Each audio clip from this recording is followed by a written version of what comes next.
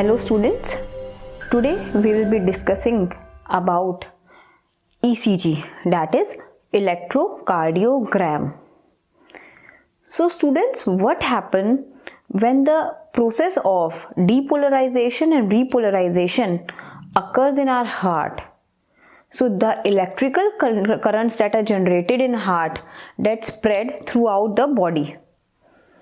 So these electrical current are measured by ECG, that is electrocardiogram, by the various electrodes placed on different body surfaces. So the electrical tracing produced by these electrodes is electrocardiogram.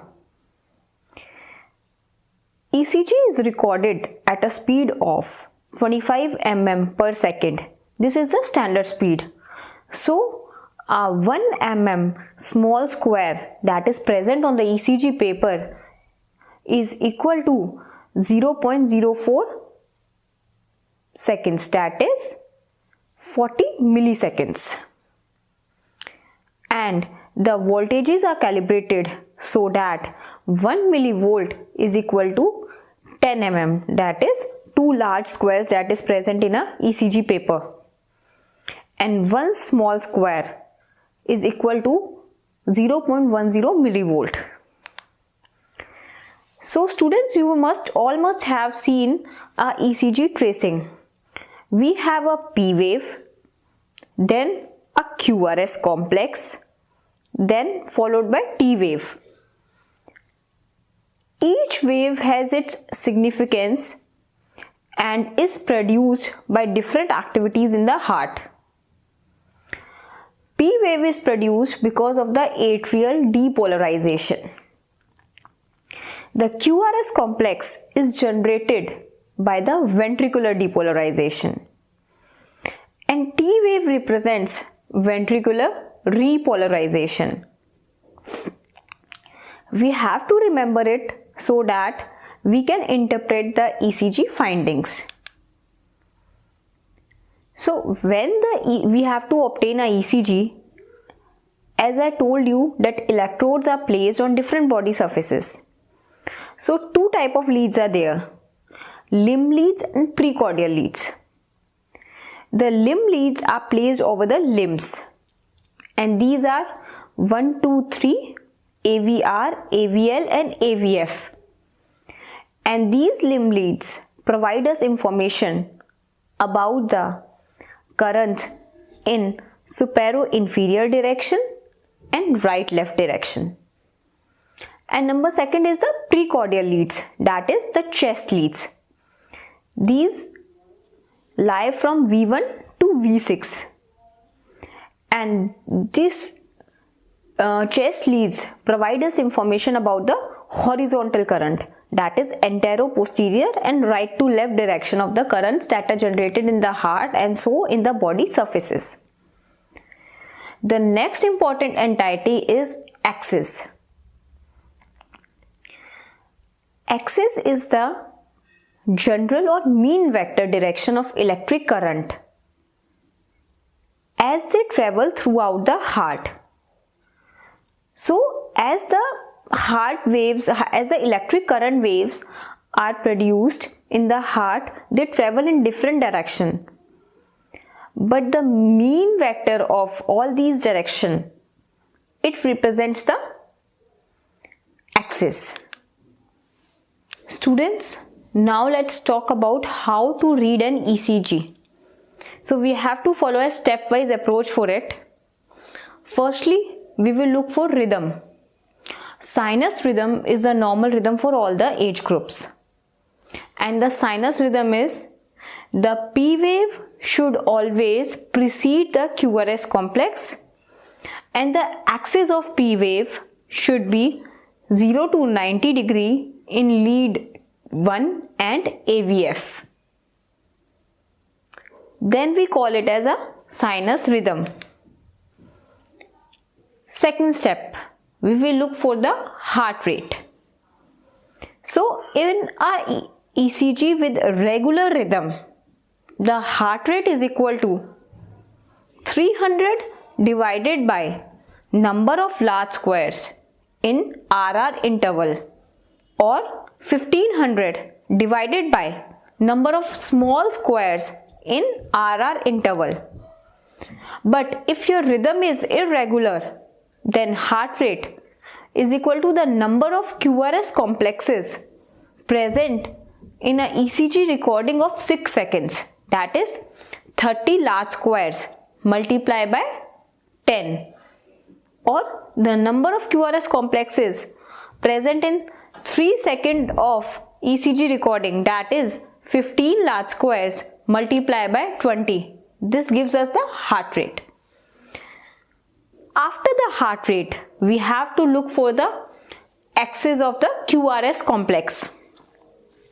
For this, we must be knowing the hexaaxial reference system, and the two important leads in it is lead 1. This is the positive aspect of lead 1 and this is the negative. And AVF. Lead 1 and AVF are perpendicular to each other. AVF positive is downward and negative is upward. So, if the QRS complex is positive in lead 1 and it's positive in AVF, that is the normal axis for all the age groups. Now, if the lead 1 QRS complex is negative and it's positive in AVF, then it is said to be having a right axis deviation. Now, if the QRS complex is positive in lead 1 but negative in AVF, then it's said to be left axis deviation. And if its QRS complex is negative in both leads, that is lead 1 as well as AVF, then it's said as extreme axis deviation, that is totally abnormal condition. The left axis deviation is seen in the cases of left ventricular hypertrophy or left bundle branch block.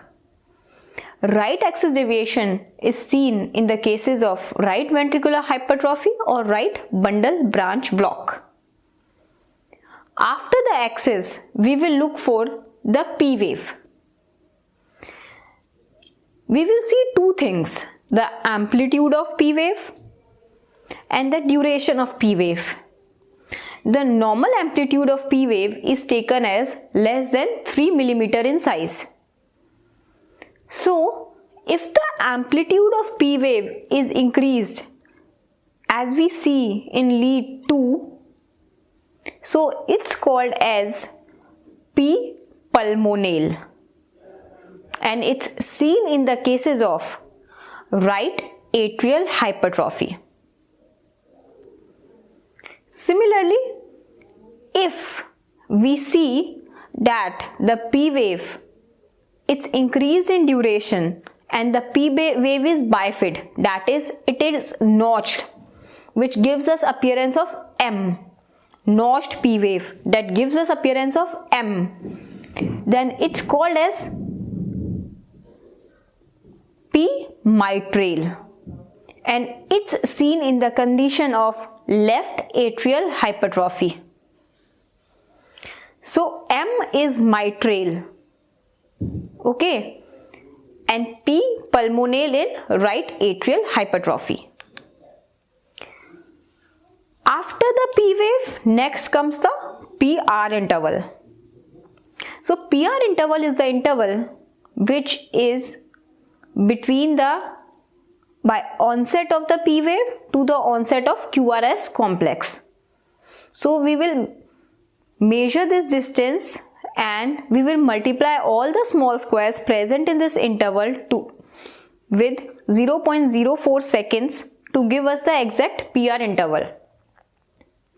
Again, there are age-defined findings for all these intervals. We have predefined charts according to which we have to interpret if PR interval is prolonged, it's normal, or it's narrow. And also we have to look that this PR interval should be constant in a lead. So in the different complexes it should be constant. Now a short PR interval is seen in the cases of Wolff-Parkinson syndrome. This we have to remember, this is a very common cause, Wolff-Parkinson syndrome. Or the other causes are pheochromocytoma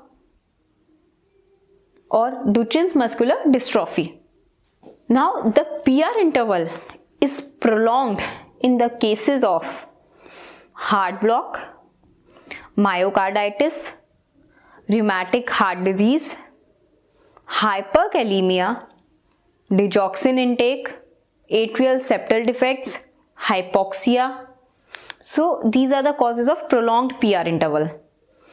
After the PR interval, then comes the QRS complex. This QRS complex, we have to look for the duration of QRS complex, the Q wave, then the amplitude of the R wave, then the progression of the R wave from V1 to V6, and the various bundle branch blocks. So firstly, the duration of QRS complex. It's taken from the beginning of the Q wave to the end of the R wave. So all the small squares present between these two points is multiplied by 40 milliseconds, and which gives us the QRS duration. So a prolonged QRS duration is seen in the cases of bundle branch blocks or other ventricular conduction disturbances or WPW syndrome. Now second is the Q wave. The Q wave is the first negative deflection that we see in this QRS complex. It's normally present in lead 2, 3, AVF and V6. And this is said to be pathological if Q wave is present in any other lead except of these leads, or if the amplitude of the Q wave is more than 4 mm or more than 1/4 of the amplitude of the R wave. And the causes of the pathological Q wave is cardiomyopathy or ischemia. Next is the R wave. And a cause of taller R wave in V1 is WPW syndrome, in the bundle branch blocks, right ventricular hypertrophy or hypertrophic cardiomyopathy. Next, we will look for the R wave progression from V1 to V6. So students, the R wave progresses from V1 to V6, that is gradually the positive R wave increases in size as we go from V1 to V6, and the S wave gradually decreases in size as we go from V1 to V6. So we have to remember this progression. R increases, S decreases. So a poor R wave progression is seen in the cases of left ventricular hypertrophy, left bundle branch block, or very uncommon condition in children, infarction, septal infarct. So in these cases, the R wave progression is poor. Now coming to the bundle branch block. There are two branches are there, left and right. So in the case of complete bundle branch block, what we see is a typical pattern. So we have to learn two things for it. These are a kind of mnemonic so that we can remember these. Marrow and William. Marrow. R comes in between. So in the right bundle branch block, we will get the findings of Marrow. And second is William. L comes in between. In the left bundle branch block, we gets the finding of William. So what does it suggest? Marrow. M is the first and W is the last. So in V1 lead, we will get M pattern of the QRS, and in V6 lead, we will get a W pattern of the QRS complex. Okay, in the right bundle branch block. Similarly, in the left bundle branch block, this is the William, that is W in V1 and M in V6 lead, so that we can remember it, just a mnemonic for it. Okay, and in the cases of incomplete bundle branch block, what we see is this QRS complex duration will be normal along with this Marrow or William pattern. In complete bundle branch block, the QRS complex gets prolonged. So this is the differentiating finding between the two. After the QRS, what we get is a T wave. So now the findings for the T wave. In children, the T wave is inverted in V1 and it's upright in V6.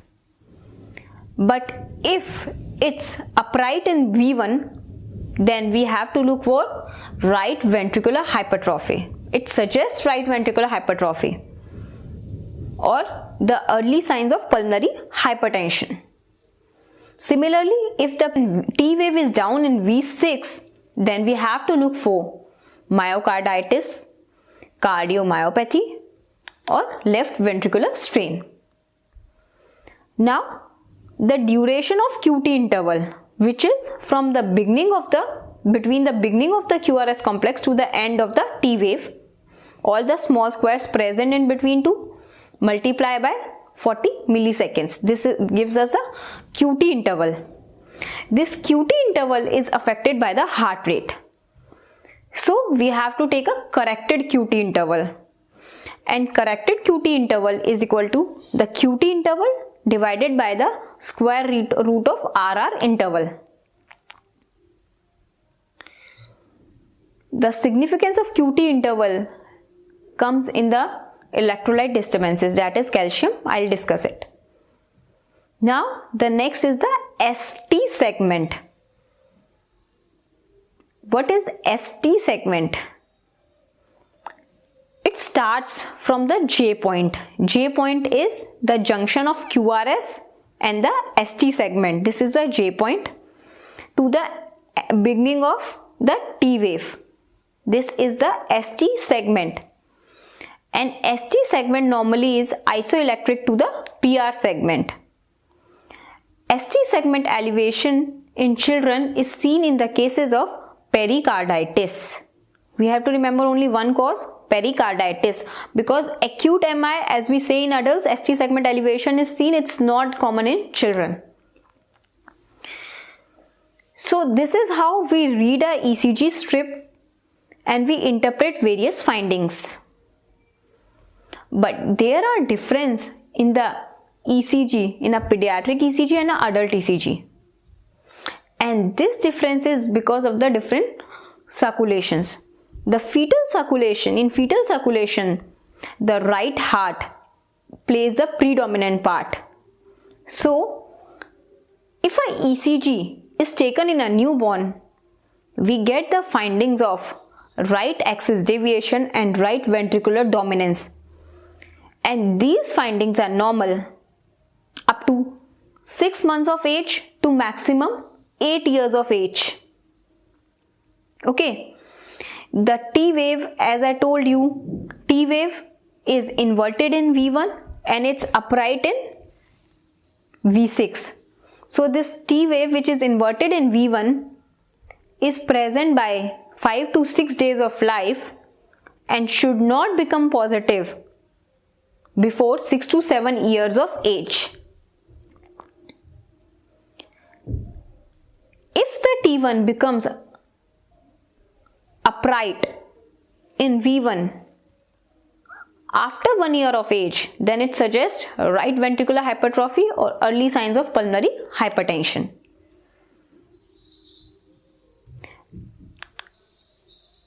So we have to consider all these points when we look for the pediatric ECG. Age has to be looked for, and all the intervals and the amplitudes of the wave has age dependent charts and tables which we have to consider before making the diagnosis of any condition through pediatric ECG. Now the indications of pediatric ECG. Number first is structural heart defects. You all know that we get a lot amount of findings about these structural heart defects through the ECG tracing. Number second is the arrhythmias.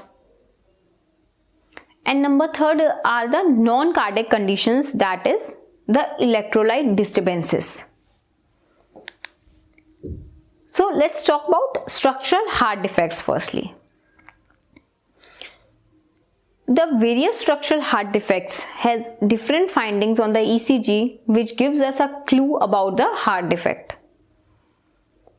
Like, let's talk about the tetralogy of Fallot. So in the TOF, that is tetralogy of Fallot, what we see in ECG is right ventricular hypertrophy and right axis deviation. But the similar findings are seen in the cases of TGA, truncus arteriosus or tricuspid atresia. So we can't differentiate it. So in order to diagnose a condition, we have to look into all the clinical parameters, and then ECG makes a point, and then the diagnosis is made by the echo, that is echocardiography.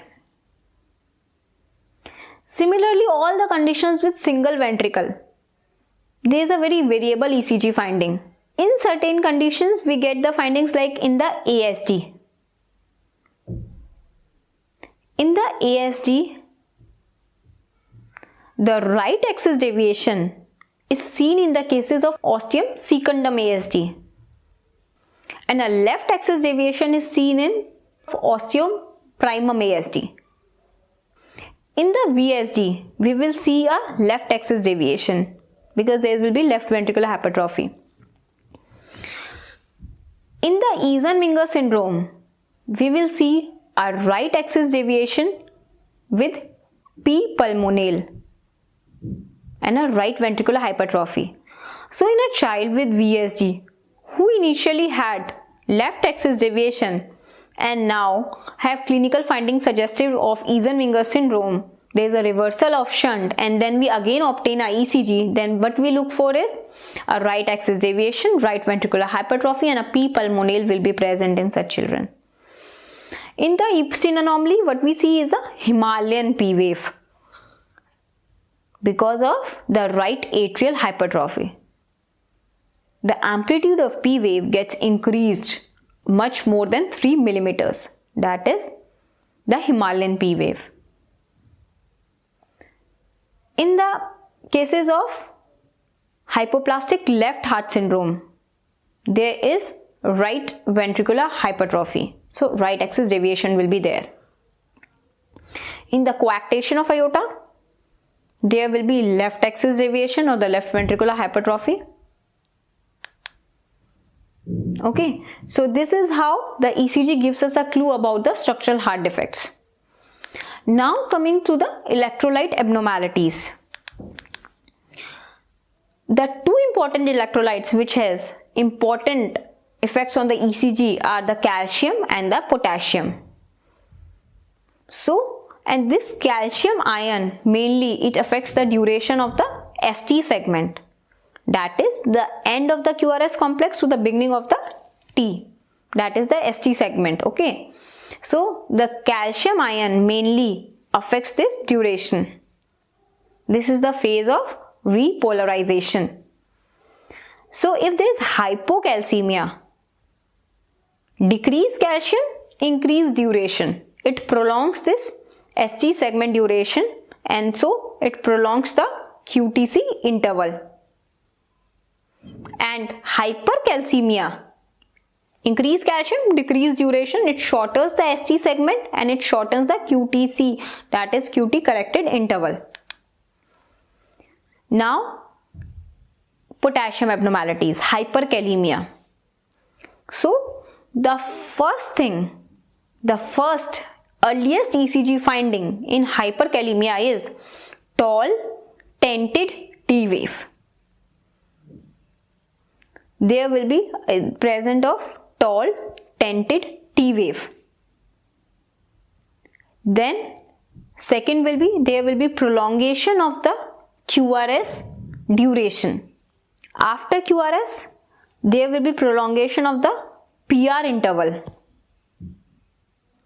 Then there will be disappearance of this P wave.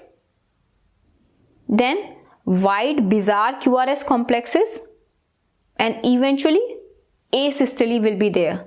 So these are the findings in hyperkalemia. So what we see, children, in hyperkalemia is, first earliest finding in hyperkalemia is tall tented T wave. Then there will be prolongation of the QRS complex. Then there will be prolongation of this PR interval. Then slowly P wave disappears. Then there will be bizarre QRS complexes as there will be widening of these. And slowly what we get is asystole. These are the findings in hyperkalemia. In hypokalemia, the earliest finding is the flattening of T wave. We have to remember it. These all are the MCQ questions. The flattening of T wave is the earliest finding in hypokalemia, that is the potassium levels less than 3.5 milliequivalents per deciliter. After the flattening of T wave, there will be appearance of U wave. The U wave, what exactly is U wave? U wave is a small deflection, around 0.5 millimeters deflection, which happens immediately after the T wave, and it's usually in the same direction as the T wave, and it is said to be produced because of the some last fibers of the ventricles which are waiting for the repolarization. Okay, so in hypokalemia, the earliest finding is the flattening of the T wave. Then there will be appearance of the U wave, and slowly there will be ST segment depression until the U wave overcomes the T wave. So students, this is the various findings seen in hypokalemia, and by these findings we can make out that a child is having hypokalemia or hyperkalemia or hypocalcemia, hypercalcemia. So this is all about pediatric ECG. The reading of ECG comes with practice. A lot amount of practice is required, and we have to follow this stepwise approach so that we can make a correct diagnosis. Thank you.